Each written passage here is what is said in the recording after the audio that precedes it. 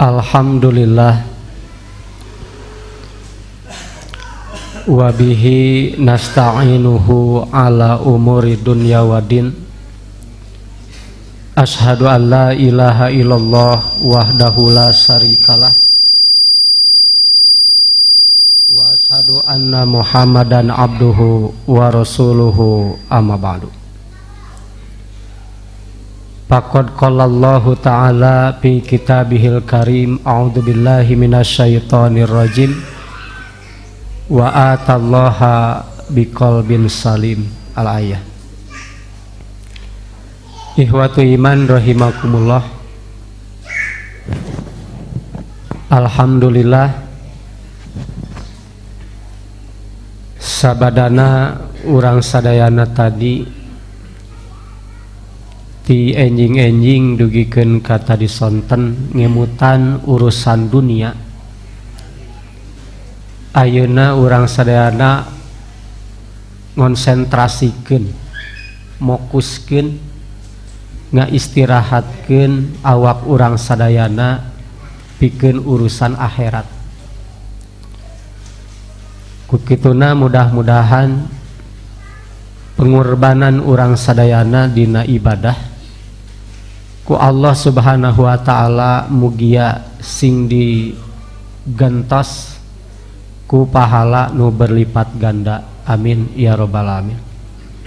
Oge mudah-mudahan mantena Allah subhanahu wa ta'ala ngajantenkeun urang sadayana nu aya di dieu khususna umumna kulawarga urang sadayana mugia sing dijantenkeun jalmi-jalmi anu saroleh, jalmi-jalmi anu ngawarisi sawargana Allah subhanahu wa ta'ala, amin ya robbal alamin.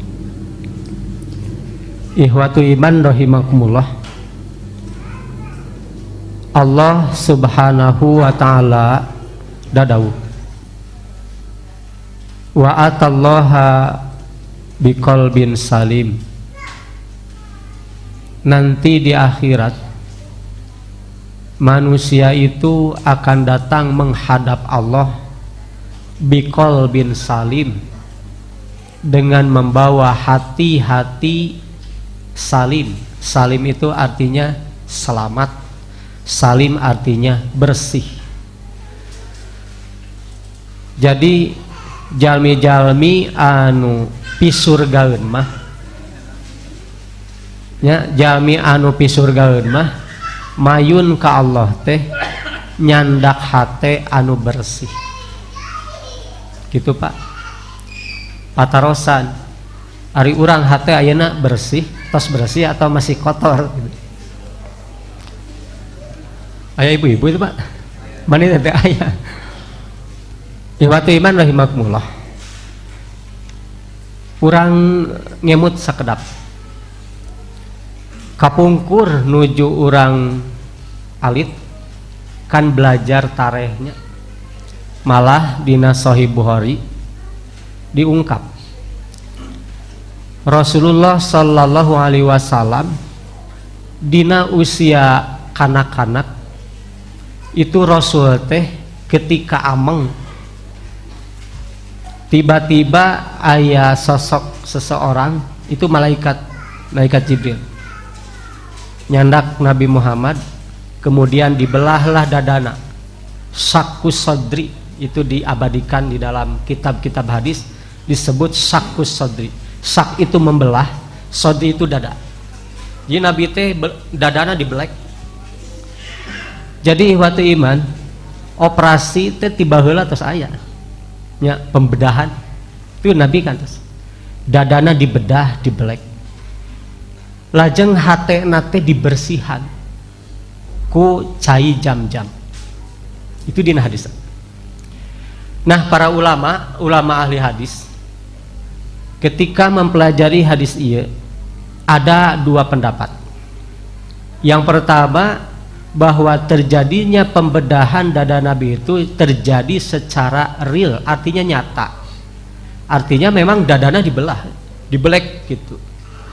Lajeng hatena dibersihan ku cai jam-jam. Itu yang pertama. dipaham secara dohirna tekstual.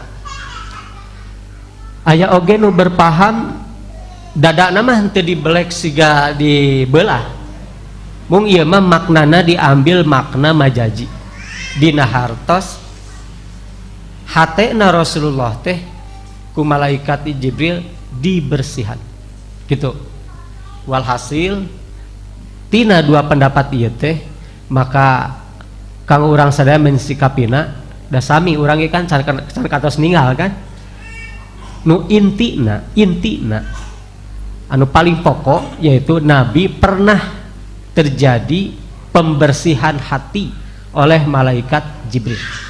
Itu nu intina. Lajeng Imam Bukhari menyimpan hadis ini dari awal-awal, gitu kan? Maka bisa disimpulkan kenapa Nabi itu sebelum diangkat menjadi Rasul usia 40 tahun itu dadanya dibelah dulu, dibersihkan. Maka ini fikihnya adalah seseorang itu bisa disebut fikih lah, bisa disebut hikmah ya. Jadi karena dia mau menerima wahyu, sedangkan wahyu itu suci, kalamullah, firman Allah Ta'ala, maka sesuatu yang suci itu tidak akan betah berada kecuali di tempat yang bersih. Mangga bapak upami tos nganu acuk bodas bersih bade calik dina sampah moal tempat lagi dibersihan heula.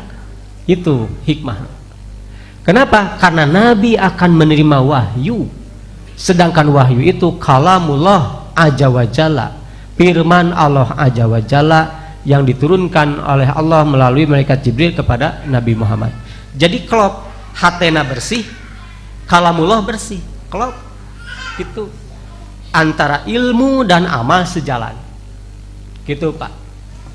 Jantan upami urang ilmu tos gaduh tapi amal beda jeung ilmu, ada kalana hate can bersih gitu Pak. Itu berkaca matidinya. Nah ihwati man rahimakumullah, yang kedua hikmahnya, hikmah tina kajantanan eta teh setiap kali urang bade ngaos Al-Quran, bade diterjemahkan, bade ditafsirkan, bade digali, maka sebelum dimulai hati itu harus bersih, kedah bersih. Upami ti bumi bade ngaji teh hatena teh rudet, maka datang ka dieu ge bakal rudet. Ustaz cecenam lila-lila teuing gitu kan. Jadi ti awalna niatna kumaha? Innamal a'malu binniat. Amal itu tercermin berdasarkan niatnya apa? Gitu. Kemudian hikmah daripada hadis itu, kejadian tersebut bahwa ketika kita mengkaji Al-Qur'an, ketika kita mengkaji ayat-ayat Allah, maka kesampingkanlah dulu ego pribadi. Nah itu. Disimpan heula ego pribadi masing-masing. Kahayang karesep itu disimpan heula. Naon margina? Upami ngaji Al-Qur'an tos dibarengan dicampuran jeung karesep, itu bisa menundukkan Al-Qur'an, bukan Qur'an menundukkan kita, tapi kita bisa memperkosa ayat Al-Qur'an. Itu bisa terjadi. Itu makanya ketika sebelum kita mengkaji, maka hati kita bersihkan, niatnya adalah supaya kita meningkat amal ibadah, supaya kita ada perubahan dalam kualitas ibadah dan akidah kita. Itu Pak. Siapa ya mengkaji siap? Siaplah insya Allahnya. Malahan jaminan dari Allah melalui Rasulnya, ya jaminan ti Allahnya. Man kharaja min baitihi, barang siapa yang keluar dari rumahnya, ima keluar dari rumah mah. Yang mana keluar dari rumah itu niatnya, tujuannya yaltamisu fihi ilman. Yaltamisu itu mencari ilmu, dalam arti tolabul ilmi, salah satunya ngajinya. Ti bumi keluar ke masjid niatan ngaji, maka jaminannya kata Rasul bahwa fisabilillahi hatta yarji'a, maka dia itu ada di jalan Allah sampai dia pulang ke rumahnya. Wa huwa fisabilillah, ada di jalan Allah Jadi kita ini insya Allah berdasarkan hadis Rasulullah sedang ada fisabilillah, sedang ada di jalan Allah. Itu jaminannya. Kata Rasul, orang yang mati syahid itu, Rasul ketika kepada para sahabat meminta pandangan, menurut kalian apa yang dimaksud dengan orang yang mati syahid? Maka para sahabat berkata, ya Rasulullah, as-syahidu indana, orang yang mati syahid menurut kami adalah man kutila fisabilillah, orang yang kutila artinya dibunuh, berarti ada unsur kesengajaan. Kutila fisabilillah, orang yang dibunuh di jalan Allah, maksudnya orang yang berperang melawan pasukan kaum kafirin. Kata Rasul, naam, betul, tapi idan laqalilun min ummati, kalau pengertiannya seperti itu berarti umatku akan sedikit yang mati syahid. Itu kata Nabi. Jadi sempit itu para sahabatnya, tapi oleh Nabi digambarkan as-syahidu huwa, baru Nabi menata satu demi satu. Orang yang mati syahid itu adalah man kutila fisabilillah, orang yang dibunuh di jalan Allah. Yang tadi ada unsur kesenangan. Yang kedua, waman mata fisabilillah, itu perbedaannya.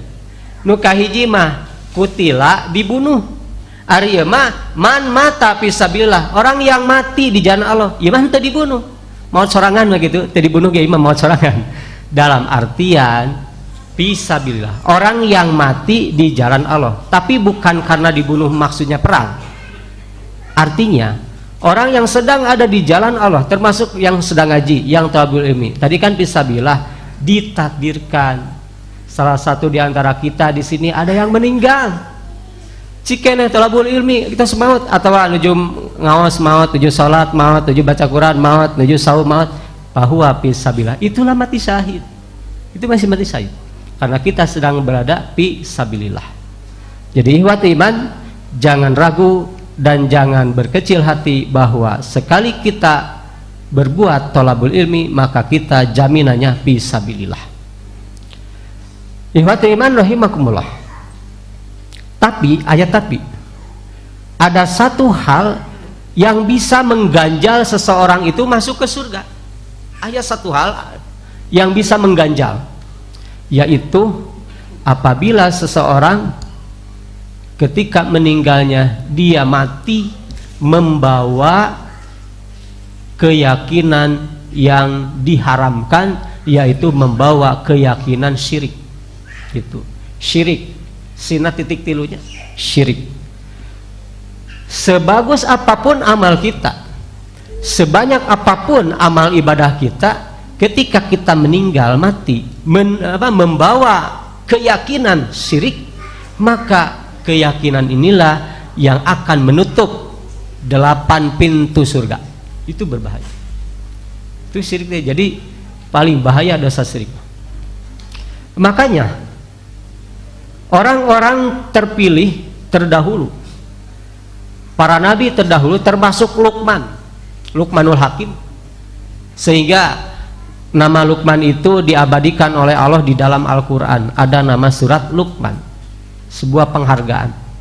Ihwat iman, di kita saja urusan dunia, kalau nama kita dicantumkan saja di TV, di televisi, itu kan bangga, berarti suatu penghargaan. Atau mungkin nama kita dicantumkan, atau jangan dicantumkan, disebut saja oleh presiden, misalnya nama si Anu, alamat di Anu, itu kan suatu kebanggaan, berarti itu penghargaan.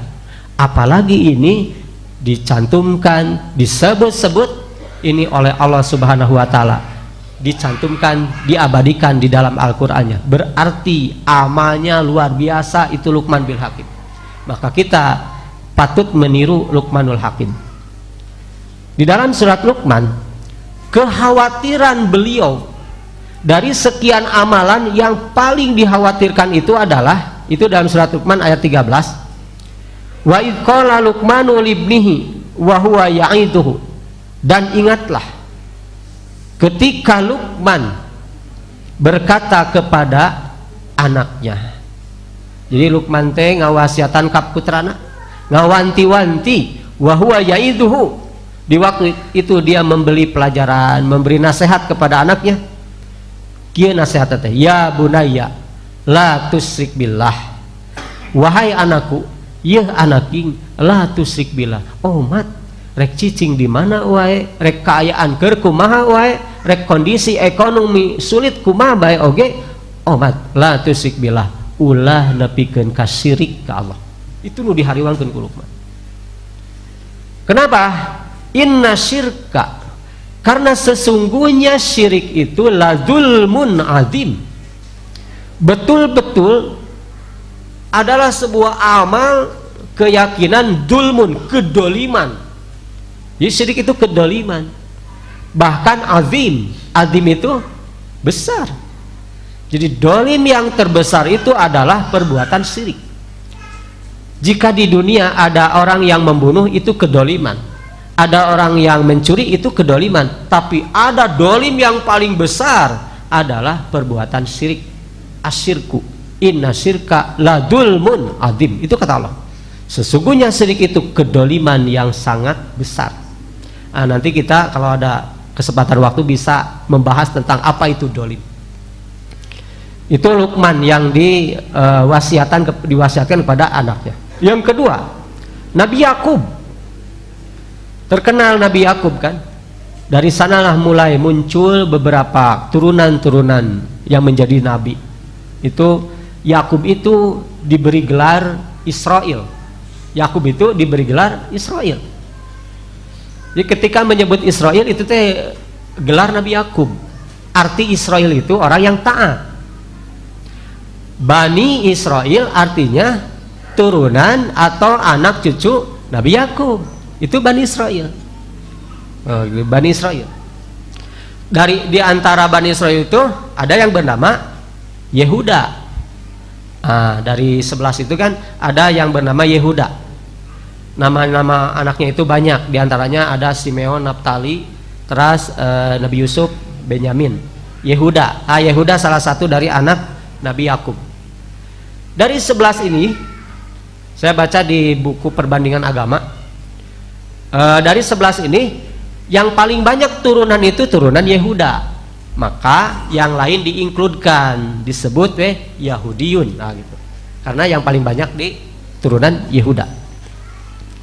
Nabi Yakub itu mewanti-wanti kepada anaknya, am kuntum syuhada'a idh hadara Yaqubal maut. Adakah kamu hadir ketika Yakub hadara Yaqubal maut, ketika maut mendatangi Yakub. Hadara teh menghadiri, Pak, mendatangi. Ketika kematian menghadiri Yakub. Ketika kematian mendatangi Yakub. Tina kalimat ieu dupi maut teh nyamperkeun urang atawa urang nyamperkeun maut, sok. Nya. Sok dina ayat ieu dupi urang teh nyamperkeun maut atawa maut nyamperkeun urang. Pami ninggalkeun kalimat nama hadarul Yaqubal mautu. Maut mendatangi Nabi Yakub. Jadi maut nu nyamperkeun urang, mengintai maut. Maut itu mengintai kita, makanya ada istilah diintai-intai kematian, gitu kan?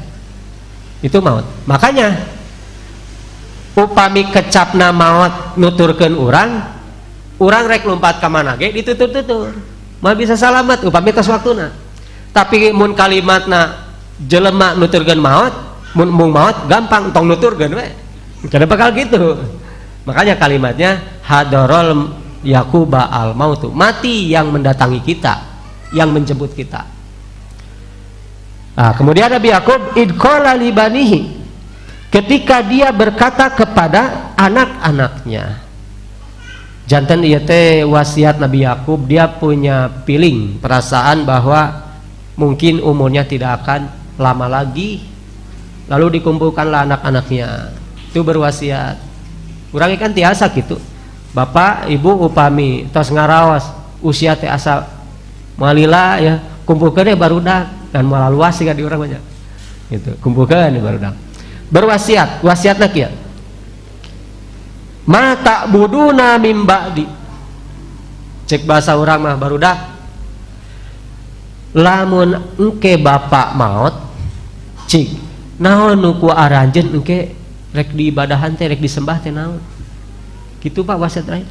Itu kekhawatiran Nabi Yakub. Pan urang mah biasana wasiat mah artos nya barudak lamun engke mah eueuh tah bagikeun sawah itu paling ge di urang mah gitu. Tah bagikeun kebon kadewe poho kasih bungsu ya gitu biasa mah. Tapi para nabi mantri gitu. Yang pertama diingatkan mata buduna mimbadi mun bapa maot naon nu ku anjeun ke disembah bisi keur aya urang keneh mah sok sarolat budak teh nya sok saraug tapi ketika urang tos teu aya budak urang teh jadi murtad budak urang jadi musyrik tah ieu nu dihawartikeun engke di akhirat pan bakal ditaros urang teh ku Allah teh bakal dihisab tina laku lampah turunan putra putri urang sadayana itu bakal dihisab. Qalu pala putra Nabi Yakub ngawaler nak budu ilahaka abdi mah bapa upami bapa tos ngantunkeun tetep abdi mah bade nyembah bade ibadah teh ilahaka ka pangeran salira we wa ilaha abaika Ibrahima sarta ka pangeran bapak salira mun basa ayeuna mah karuhun pangeran kaluhun salira pangeran Nabi Ibrahim da sami eta keneh wa Ismaila kitu deui Ismail wa Ishaq kitu deui pangeran Ishak ilahan wahida sadayana ge eta teh pangeran teh hiji sami pangeran Nabi Ibrahim eta keneh pangeran Nabi Ishak Nabi Ismail eta keneh sami Allah tak abi mah bade nyembah eta bade nyembah Allah regreg Nabi Yakub teh tos ngadangu kitu mah wa nahnu bahkan sanes ngan saukur pengakuan wa nahnu sarta abdi sadaya bapa lahu ngan wungkul ka mantenna Allah muslimun abdi sadaya bade tunduk patuh taat muslim teh hatosna tunduk patuh taat ngan wungkul ka Allah abdi sadaya bade patuh bade taat bade tunduk regreg Nabi Yakub nalika tos ngadangu pernyataan para putrana. Itulah diantara kekhawatiran orang-orang terdahulu, orang-orang terpilih yang sudah dijamin masuk surga oleh Allah ternyata sangat mengkhawatirkan akan dosa syirik. Berarti komo urang dupi urang tos aya jaminan lebet surga Pak tos gaduh kapling di situ tos gaduh orang dalam can kan can aya maka kacida pisan terlalu menurut sungguh terlalu tingkat urang anu can aya jaminan masuk surga anu kadang amal ge naik turun kadang loba turuna tibatan naik na sakapeung mah teu naik turunnya hapen kacida upami urang teu khawatir teu hariwang gaduh turunan anu midama kemusyrikan itu kudu khawatir. Lihatu iman rahimakumullah. Nah margi efek negatif natina syirik teh nyaeta kahiji efek negatif. Dina surat An-Nisa ayat 48 Allah Subhanahu wa taala dadauh innallaha saestuna Allah teh inna teh kami sahur santri mah disebat huruf taukid teh penguat jadi kanggo nguatan eusi kalam eusi kalimat teh dikuatan ku inna saestuna upami urang nyarios aya kalana nu ngadangu teh percaya aya kalana henteu tah kumaha sangka nu ngadangu teh meyakini yakin karena caritaan urang biasa nama urang sok nganggo kecap kalimat-kalimat anu bisa nguatan tah gitu salah sajina ku sumpah kan gitu kan wallahi kuring mah teu maok tah eta teh kecap wallahi teh penguat supaya nu ngadanguna teh percaya gitu. Alasnya Ti antara lapad penguate nyaeta huruf inna ditasdid. Berarti Pak, ketika Allah menggunakan kalimat inna, sesungguhnya Allah itu, ini berarti akan ada orang-orang yang tidak percaya, akan ada orang-orang yang meragukan, makanya pakai inna gitu, pakai inna. Wal asri, demi waktu, itu kan sumpah. Aya sumpahna, aya sumpah teh fungsina supaya ditengetkeun, supaya dipercaya. Makanya pakai nuka dua, innal insana lafi husrin, sesungguhnya manusia itu benar-benar ada dalam kerugian. Ini menunjukkan bahwa akan ada manusia yang merasa meragukan terhadap waktu gitu. Dirinya sami, innallaha saestuna ari Allah teh la yaghfiru moal rek ngahampura. Allah moal ngarungsurkeun magfirah. Sanes urang teh nyuhunkeun magfirah dina salat teh kan sateu acan nyuhunkeun rahmat kan magfirah heula, Rabbighfirli warhamni, kadituna rezeki kan. Ternyata ihwati iman, rezeki itu terakhir. Yang pertama itu magfirah yang paling penting, yang kedua rahmat, baru rezeki. Artinya jika kita mencari rezeki tanpa memperhatikan magfirah dan rahmat, itu mustahil. Tapi kalau kita mencari magfirah, dengan sendirinya rahmat dan rezeki itu datang min haitsu la yahtasib, yang tidak disangka-sangka jalannya. Itu magfirah dulu. Innallaha la yaghfiru, sesungguhnya Allah tidak akan mengampuni, tidak akan memberikan magfirah kepada siapa?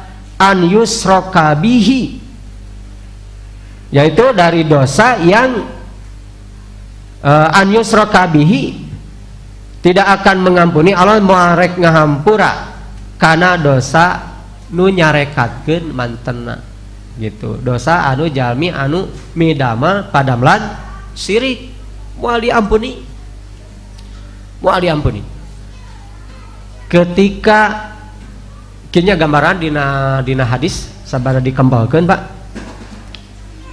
upami aya jalmi midamel maksiat tapi maksiatna teu aya kaitan sareng unsur syirik, ngantunkeun we. Itu kan jalmi mah dina surah Al-Qari'ah, pamaman khofat wajinuhu fa umuhu hawiyah, kita ditimbang. Terus ketika ngantunkeun maksiat itu kan langsung neraka. Jadi amal seseorang itu ditentukan dari ujungnya ke neraka. Nah, dosa nu teu aya unsur syirik mah itu bisa dijahit ya. Satungtung dosana can saeb mah di neraka heula. Engke upami tos dosana habis, terkikis ku siksa, itu dibawa oleh Allah dimasukkan ke surga. Itu sehingga dalam hadis Bukhari ada kelompok orang-orang yang masuk surga itu mantan pengisi neraka jahanam gitu, residivis neraka jahanam gitu, itu penduduk surga. Tapi itu mending ujung-ujungnya kenikmatan ngan nyimpang heula ka neraka. Itu kan saur Nabi gitu kan, aya nu masuk ka surga teh aya nu langsung, aya nu mampir heula ka neraka, aya nu kitu. Mending mana? Mending langsung, mending mampir heula? Mending langsung nya. Tapi syaratna engke. Nyimpang ka rumah makan mah geunah. Gitu. Nyimpang heula cenah Pak, ka dieu ka rumah makan, lumayan sapiring dua piring aya gepuk, enak. Tapi mun nyimpang ka neraka, mah gitu. Tah mending urang malah cita-cita langsung ka surga. Tapi antara doa, ucapan dan amalan harus sejalan. Yang harus diperhatikan yaitu syirik tadi. Wa yaghfiru maduna dalika, dan Allah akan mengampuni dosa-dosa selain syirik nanti. Ibadah di akhiratnya. Di dunia mah bade nu syirik, bade nu maksiat upami tobat eureun, itu Allah maparin magfirah gitu. Ini di akhirat gitu. Jadi teh dosana kacarana ka akhirat. Jadi dosana kacarana ka akhirat. Ari di dunia mah asal kabujangan tobat itu kan magfirah aya, bade nu syirik, bade anu maksiat biasa itu mah diampuni. Ieu mah anu maot nyanak dosa. Kayak di akhir teh aya dua, aya nu dihampura, aya nu henteu tak kitu. Lima yasa eta ge nu dikersakeun ku mantena. Maka saur Allah, wa man yusrik billah, barang siapa yang mempersekutukan Allah, faqad taro isman adiman, maka sungguh ia telah berbuat dosa yang sangat besar. Tuh tadi di surat Luqman dulmun adimun, di surat An-Nisa isman adiman, kedoliman yang besar. Tadi nu ieu mah dosa yang besar, artinya kedoliman itu perbuatan dosa. Moal aya dolim anu teu dosa gitu. Ikhwatu iman rahimakumullah, kantun we naon atuh ari sirik teh gitu kan. Tadi disebut sirik surak sirik ari sirik teh naon tah gitu. Baru sekarang para ulama mengungkap apa itu sirik. Sering kan orangnya lah ngupingnya ngan dia mah sebatas penguat sajalah, penguat. Yang saya tukil atau pindahkan hasil analisis Imam Ar-Raghib Al-Asbahani dina kitabna Ar-Raghib Mu'jam Mufradat fi Al-Fadil Quran. Menurut Ar-Raghib, asirku ari sirik teh huwa an yujada sayun lisnaini pasoidan dayeun hiji. Jadi sirik anu kahiji mah saur Ar-Raghib Al-Asbahani huwa an yujada sayun li isnaini pasoidan, yaitu mengadakan sesuatu menjadi dua atau lebih dari dua. Gitu Pak, sirik teh anu kahiji gambaranna. An yujada sayun, menjadikan atau mengadakan satu perkara dari satu itu menjadi dua, atau pasoidan lebih dari dua, bisa tiga atau lebih. Contoh misalkan pamisim kuring gaduh kunci hiji, kusim kuring teh dijadikan dua tapi sarupi duplikat kan, bisa jadi dua bisa jadi tapi sami kuncina tak keneh menduplikatkan. Itulah gambaran sirik itu, cek bahasa urang mah menduplikatkan. Jadi menjadikan Tuhan itu jadi dua. Kan asalnya Tuhan teh hiji Allah, tapi ya mah dijantankeun dua atau lebih dari dua. Itulah syirik. Gitu. Meyakini, umat Islam meyakini bahwa pangeran teh langkung ti hiji, nah itulah syirik. Maka syirik anu ieu mah kanggo umat Islam jangankan yang berilmu, nu awam ge ieu mah tiasa ngabedakeun mana syirik mana bukan. Nu awam, jangankan orang yang suka ngaji, nu awam ge nu mah tiasa ngabedakeun mana syirik mana henteu. Gitu. Ayo umat Islam jumahan ka masjid poe minggu milu ka ditu ka ibadah batur. Ah tong kitu cenah syirik tah. Nu awam tos tiasa ngabentenkeun nu kieu mah. Syirik nu ieu mah sabab ngageblek katinggal ieu mah. Harusnya nu ieu mah. Tapi nu kadua au maknan atau syirik itu secara makna begini, kamu sarokatil insan wal parosi bil hayawaniyah. Imam Ar-Raghib mengajak kita menganalogikan. Jadi memahami syirik yang kedua ini secara dianalogikan, kata Ar-Raghib. Syirik yang kedua itu secara makna kamu sarokatil insan, yaitu menyamakan manusia wal paros atau ma'al paros. Jadi nyaruakeun jelema jeung paros teh kuda. Nyaruakeun jelema jeung kuda. Gitu. Pil hayawania, nah berarti saruakeun sabab dina sisi kehewanana, kehewannya dina sisi kahewananana gitu. Jalmi jeung sato teh aya samina dina segi kehewanan. Al insanu hayawanun natikun gitu kan. Manusia itu hayawan, hewan yang bisa berbicara. Ari sato aya nu tiasa ngomong teu? Teu nya, eta mah disada. Ari sato mah disada. Mun jelema mah bicara, itu bedana. Matak sacanggih-canggihna manuk beo nyebutkan assalamualaikum tetap lain ngomong eta mah. Dalam ngomong mah dijawab ku urangnya. Tapi disada eta mah. Nu mawi teu kudu diwalar nyebut assalamualaikum. Nah, hayawanun natikun. Manusia itu seperti binatang, bisa natikun. Bisa mengeluarkan suara. Nyaruakeun jelema jeung sato, tah sirik nu kadua teh kitu gambaranna teh. Nyamikeun jelema jeung sato. Padahal lamun ditanya, ari jelema sato lain. Contohna misalnya, si eta surungah sarengeh kawas kuda, teh nyamikeun jelema ka kuda, naha aya segi kesamaan surungah sarengeh nata. Lamun ditanya ke orang, ari si eta kuda lain, ya lain atuh pasti. Tapi labet disebut kawas kuda, aya sifat nu sami. Itulah gambaran sirik anu ieu ya nu kadua makna. Sirik nu ieu mah Pak, jangankan yang awam, nu sok ngaji ge aya kalana ti soledat nu kieu mah. Itu jangankan yang awam. Contoh misal. Jadi begini. Menyamakan benda kepada sifat Allah. Gitu kan?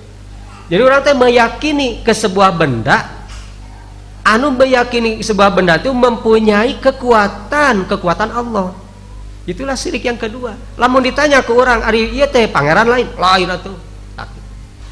Contohna, Allah itu mempunyai sifat Ar-Razzaq, Maha Pemberi.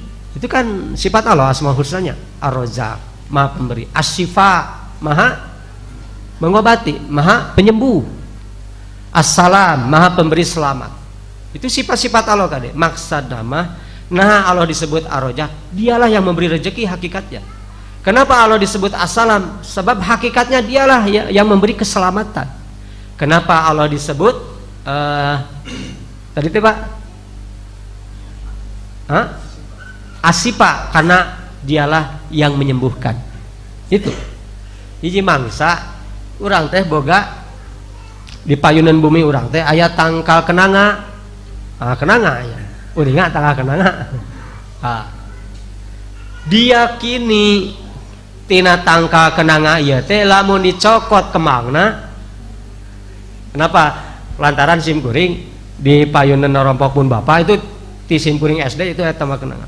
Eta teh sok pajeng Pak. Seur anu nyuhunkeun awalna mah teu ngeuh. Nah cita asa seur anu nyuhunkeun. Hiji mangsa ditaruh keur naon ieu teh? Kanggo icalan cenah Pak Ustad. Alah itu bahaya. Kusim kuring kabun Bapak, Pak tuar nah, daripada nyelakakeun. Dituar itu dibabat. Teu aya nu nyuhunkeun deui tos kitu. Meyakini dina kembang kananga teh upami misal duka dikumakeun nya imah terang. Misalkan di anggo dagang atanapi di cayan dihijikeun jeung cai dibakeun itu teh bisa mae pangaruh can. Lamun ka tukang dagang bisa jadi payu dagangna, lamun kanu jomblo bisa jadi payu cenah. Jadi status jomblo teh bergeser tahu gitu. Lamun kanu bade hajat bakal aya untung eta teh. Mun kanu hajat batian cenah kitu. Tuluy upami kana kanu didamel bakal dipika resep kududungan cenah. Gitu. Lamun kanu gering bakal cager. Gitu. Numpun mau gering bakal cager. Keyakinan teh. Tah, mun ku urang ditaros ari eta kemang pangeran lain. Gitu. Tapi naha bisa meyakini bisa termasuk kepada syirik padahal henteu nyembah kembang tapi punya keyakinan menyamakan sifat Allah dengan kembang ini. Itulah syirik yang kedua seperti itu. Matak aya kalana tong boronu awam dalah urang ge sok ngaji aya kalana sok kitu nya. Itu teu karaos itu. Gitu. Atuh cenah berobat teh tong ka dokter ieu hese cagerna cenah. Tuh ka dokter itu abdi ge cenah sakali berobat cager langsung. Itu teu karasa. Anu nyembuhkeun saha? Allah. Itu mah syariat kan? Syariat. Itu syirik tidak terasa. Itu syirik secara maknawi. Nah, itulah yang disebut syirik seperti itu. Gitu, Pak. Ya mun ku urang ditanya, "Ari dokter pangeran lain?" Pasti bakal lain atuh. Lain. tapi termasuk kepada syirik itu kalau punya keyakinan seperti itu karena sudah menganggap dokterlah yang menyembuhkan. Padahal kata Al-Quran Nabi Isa nya ditenguniakan fa idza maridtu fa innahu yasfin. Apabila aku sakit maka sesungguhnya Allah lah yang menyembuhkan. Yasfin kade dina bahasa Arab itu ada yasfin teh tina syifaun, artinya penyembuh. Obat benten sareng penyembuh nya, aya obat aya penyembuh benten. Upami obat disebut penyembuh pasti setiap anu sakit diberi obat eta bakal carager kabeh. Tapi buktina kan sakit yang sama, obat yang sama, aya nu damang, aya nu teu damang. Berarti obat bukan penyembuh. Itu mah obat saja, hanya ikhtiar. Penyembuh mah tetap Allah. Gitu. Kantos kajantenan anu gaduh panyawat eksim dina sampean. Dua jalmi sami panyawatna eksim dina sampean. Nu ieu teu kahaja Pak, saking kutos diobatan anggar keneh wae. Hiji mangsa mah aral aya air keras, air raksa, wah dibalur we ku eta. Dada amangat tuh muruluk. Bebeja kan uji urang mah cager, alah cenah bener cager. Kunaon maneh? Ah ku air keras ku air raksa, ada cager cenah. Pecakan cenah urang, dipecakan ku hiji deui, nah maot isukna teh. Nya, obat itu bukan penyembuh gitu. Nu nyager mah Allah, itu mah hanya sebatas syariat gitu.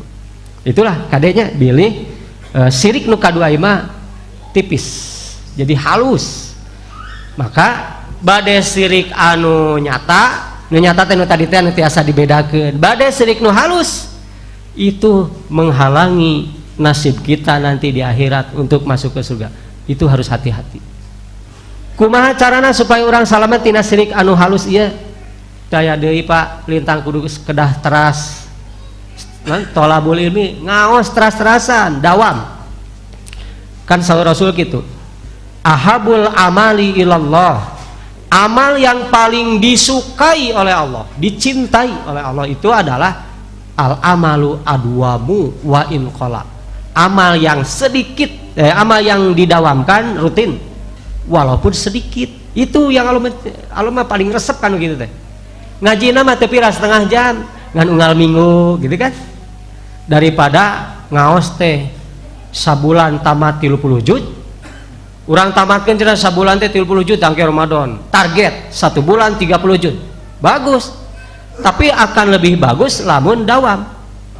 Daripada sabulan 30 juz tamat tah. Kewe maca Quran deui teh Ramadan bakal datang. Quran teh tutup aya nama. Ke buka dengke. Tah teh kitu. Nu dipikaresep ku Allah mah nyata nu sakedik tapi dawam. Sakedik wae dawam dipika cinta komo bami seueur gitulah. Harusnya ikhwati iman rahimakumullah.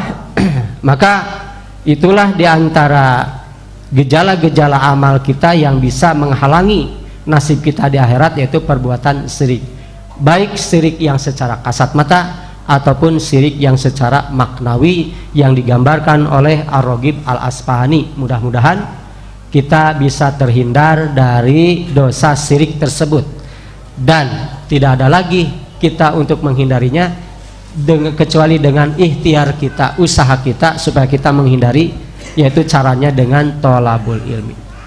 Mungkin sekian banyak yang bisa saya sampaikan, mudah-mudahan ada guna ya dan manfaatnya, khususnya bagi kami yang menyampaikan, umumnya bagi ikhwati iman semuanya.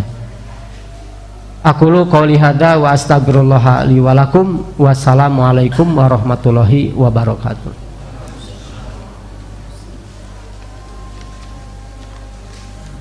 Saya Pak Tarosan Pak. Cekap. Oh pada Isa. Assalamualaikum Tad. Nami Abi Anip bade tumaros Tad. Upami teu aya contoh ti Nabi Muhammad SAW peke ku Abi dianggo eta termasuk ieu musyrik syirik itu. Mohon, atur nuhun. Ya, teu aya contoh upami teh dia ada-adakeun gitu. Syirik atau tidak itu Tad betul. Syirik henteu tergantung masalah naon heula gitu. Upami masalah duniawi, contoh Nabi kan tacan kantos naik motor terus tacan kantos, Nabi naik mobil tacan kantos. Upami orang naik motor atau naik mobil berarti kan melakukan sesuatu yang tidak pernah dilakukan oleh Nabi, itu tidak termasuk kepada sesuatu yang dilarang. Itu mah urusan dunia boleh. Yang tidak dibolehkan itu urusan akidah, ibadah. Dua ya, urusan akidah dan ibadah yang diharamkan untuk tidak sesuai dengan contoh Rasul. Dalam segi akidah disebut syirik, di dalam segi ibadah disebut bid'ah gitu. Dua-duanya sama melakukan yang tidak diperintahkan atau dicontohkan oleh Rasul. Tapi kalau urusan akidah mah disebutnya syirik, urusan ibadah disebut bid'ah gitu. Dua-duanya itu dilarang gitu Pak. Mohon sami-sami manawi teh aya deui. Assalamualaikum warahmatullahi wabarakatuh. Waalaikumsalam.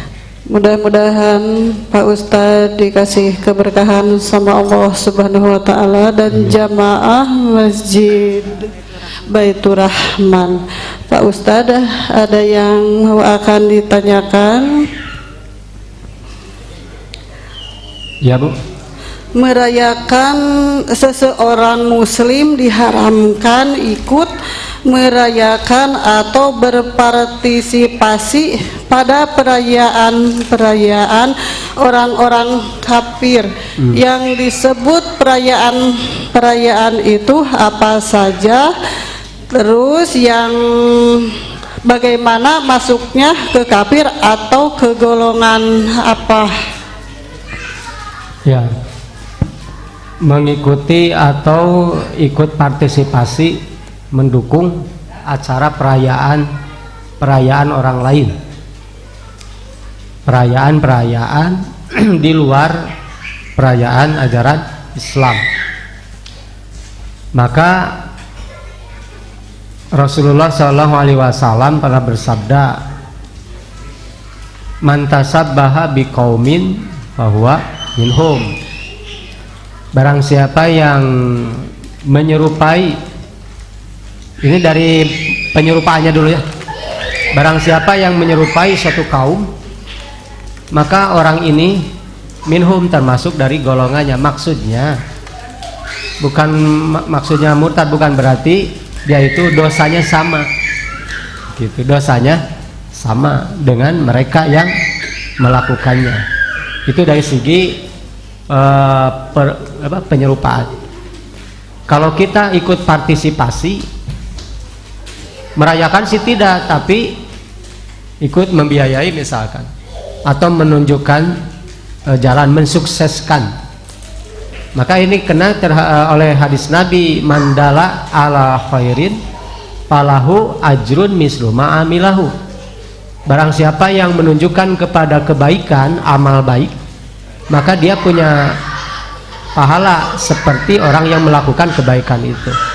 Tapi sebaliknya, mandala ala syari, barang siapa yang menunjukkan kepada kejelekan, sesuatu dosa, kan melakukan sesuatu yang di luar dari syariat Islam kan dosa, maka palahu ismun mislu ma'amilahu. Yang menunjukkannya ini, yang memberi partisipasi, yang mendukung, atau yang ikut mensukseskan, itu punya kebagian dosanya gitu. Dan ini hukumnya haram loh ya, haram. Adapun statusnya, jika memang dia itu hanya menunjukkan saja dan tidak keluar daripada akidahnya, tidak keluar, itu tetap muslim, tapi muslim yang fasik mungkin ya, muslim yang fasik berdosa. Tapi kalau dia sudah ikut 100%, menanggalkan akidah Islamnya, kemudian masuk ke akidah yang lain, agama tersebut, maka itu baru murtad gitu. Jadi sepanjang dia masih mengakui la ilaha illallah Muhammad Rasulullah, maka dia seorang mukmin, tapi mukmin yang fasik mungkin, yang suka berbuat maksiat gitu. Gitu Pak Ibu. Pak Ustadz, kalau ibadah yang nggak ada rujukannya, yang seperti tadi yang ditanyain itu nggak ada contohnya, itu termasuk itu Pak Ustadz. Termasuk apa? Yang menyerupai itu gitu. Iya, bisa itu ya. Yang ibadah yang ada contohnya itu gitu. Melakukan ibadah yang tidak yang enggak ada rujukannya. Ya, rujukannya. Itu bisa dua, Bu, bisa menyerupai, bisa tidak. Oh gitu. Bisa menyerupai kalau ibadahnya itu yang tidak dicontohkan oleh Nabi, tapi melakukan suatu ibadah di luar agama yang lain, mirip dengan agama yang lain. Itu termasuk tasabuh. Tapi ada orang melakukan ibadah yang tidak dicontohkan oleh Rasul dan oleh agama yang juga tidak, gitu kan. Contoh misalkan ada yang sederhana aja, dina sholat misalnya, dina sederhana sholat. Ketika misalkan begitu takbiratul ihram, Allahu akbar, ketika ruku, ayo ruku condong ke mana? Ka payun ka penggar? Payun kan, mun ka penggar kumaha? Itu kan sami tadi dicontohkan ku Nabi. Dan tidak ada agama yang lain ibadah anu dengklang ka tukang ya. Tetep dua nanage hukumna haram yang tidak dicontohkan oleh Nabi. Cuman ada yang tasabuh, ada yang tidak. Tapi tetap hukum asalnya tidak boleh, gitu ya. Syukron Pak Ustadz. Jazakallahu khairan katsiran. Wassalamualaikum warahmatullahi wabarakatuh. Waalaikumsalam warahmatullahi wabarakatuh. Cekap Pak, cekapnya. Oh ya, hiji desek Mak.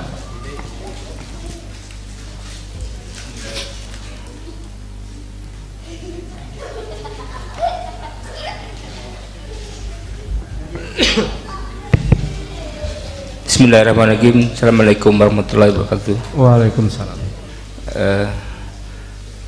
Pak Ustadz mau tanya, berbicara tentang hati yang disampaikan oleh Pak Ustadz tadi. Iya. Yang saya tanyakan, hati atau kolbu itu berwujud nggoib atau dohir Ustaz? Yang pertama itu. Yang kedua,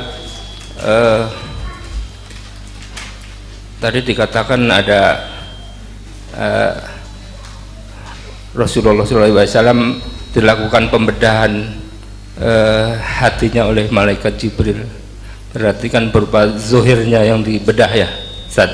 Iya, kalau secara dohir. Ya.